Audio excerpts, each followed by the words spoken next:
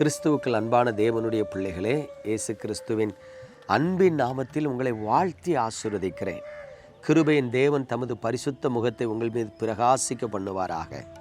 இன்றைக்கும் நமது தியானத்திற்கு ஆதாரமாக எசேக்கியேல் தீர்க்க தரிசன புஸ்தகம் 11ஆம் அதிகாரம் 23ஆம் வசனத்தை பாருங்கள். கர்த்தருடைய மகிமை நகரத்தின் நடுவிலிருந்து எழும்பி நகரத்திற்கு கிழக்கே இருக்கிற மலையின் மேல் போய் நின்றது. பிரியமானவர்களே, இங்கே தீர்க்கதரிசி ஒருவன் தன் வாழ்க்கையில் கர்த்தருடைய மகிமையை பார்த்தேன் என்று சொல்லுகிறார். உண்மையிலே நம்ம புதிய ஏற்பாட்டு காலத்தில் இருக்கிறோம். கிருபையின் காலம், அதாவது மத்தியஸ்தர் நமக்கு இருக்கிறார். யோபு காலத்தில் சொல்கிறாரு, எனக்கும் என் தேவனுக்கும் நடுவே என்னுடைய நீதியை எடுத்து உரைப்பதற்கு ஒரு மத்தியஸ்தர் இல்லையேன்னு அங்கலாய்க்கிறார். ஆனால் இன்றைக்கு அப்படி இல்லை. நமக்கும் பிதாவுக்கும் இடையில் நமக்காக பரிதபிக்கிற, பரிந்து பேசுகிற ஒரு மத்தியஸ்தராகி இயேசு கிறிஸ்து இருக்கிறார். இப்படிப்பட்ட காலத்திலேயே ஆண்டவர் எப்படி பேசுவார்னு தெரியாமல், ஆண்டவர் பேசுவாரா பிரதர் அப்படின்னு கேள்வி கேட்குற கிறிஸ்தவ ஜனங்கள் இருக்கிறத பார்த்து நான் வருத்தப்படுறேன்.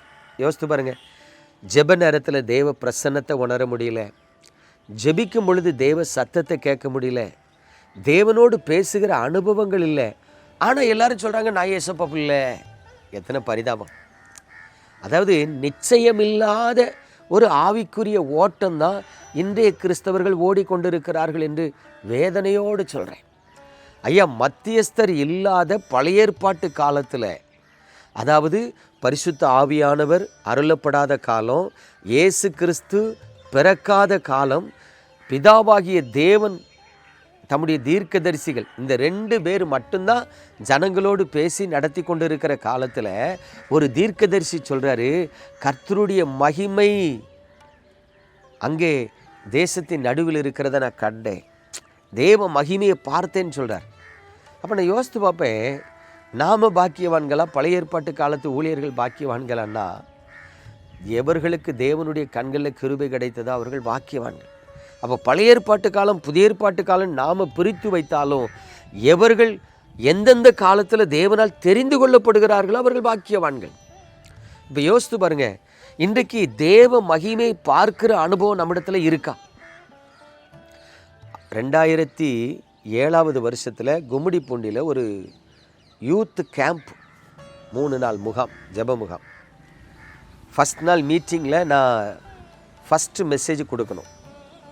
நாங்கள் ஸ்டேஜில் உட்காந்துருக்கேன். என்கிட்ட ஒரு தங்கச்சி, வாலிப தங்கச்சி ஏறி வாரா. ஒரு 19 வயசு இருக்கும். அண்ணே, என் பேர் பாத்திமா, நான் தேவனை அறியாத குடும்பத்திலேருந்து வந்திருக்கிறேன், ரட்சிக்கப்பட்டிருக்கிறேன், பரிசுத்தாவின் அபிஷேகம் பெறலை. இந்த மீட்டிங்க்கு நான் ஒரு ப்ரைவேட் கம்பெனியில் வேலை பார்க்குறேன், இந்த வேலையை ரிசைன் பண்ணிட்டு வந்திருக்கிறேன். ஏன்னா லீவ் போட விடான்ட்டான்.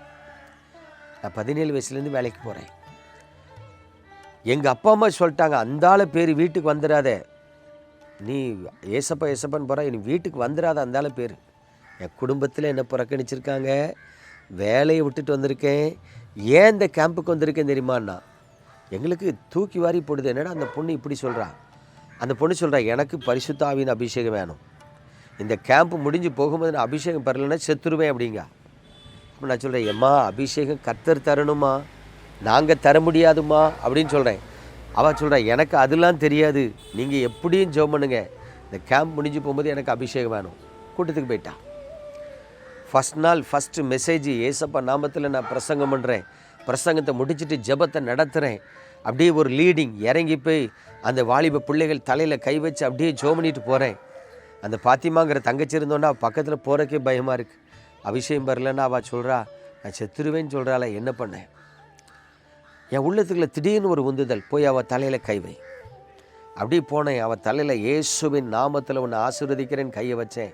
வா, ஆவியானவர் அப்படி வந்து இறங்கி அவளை தூக்கி எரிஞ்சிச்சு. ஒரு 10-12 அடி அப்படி ஃப்ளையிங்கில் போய் விழுந்தா.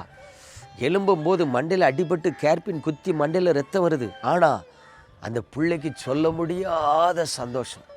ஆவியில் நிரம்பி அந்நிய பாஷைகளை பேசி தேங்க்யூ நாய், தேங்க்யூ நாய், தேங்க்யூ நாய் அப்படிங்கிறா. நாங்கள் டக்குன்னு அவளை பிடிச்சி ஆட்டோவில் ஏற்றி நேராக ஆஸ்பத்திரியில் போய் மண்டையில் 3 தையல் போட்டோம். கவனிங்க, எந்த ஜனத்திலும் அவர் மேலே எவன் வாஞ்சியாக இருக்கிறானோ அவனுக்கு தமது கிருபையை அளவில்லாமல் கொடுக்கிறார். அன்னைக்கு எசேக்கியேல் தீர்க்கதரிசி சொல்கிறான், கர்த்தருடைய மகிமையை கண்டேன். பிரியமானவர்களே, இன்றைக்கி இயேசு கிறிஸ்துவின் காலத்தில் உங்கள் ஆவிக்குரிய வாழ்க்கையில் என்ன நன்மையை டைரெக்டாக கர்த்தர்கிட்ட கண்டீங்க, பெற்றிருக்கிறீங்க? யோசித்து பாருங்கள்.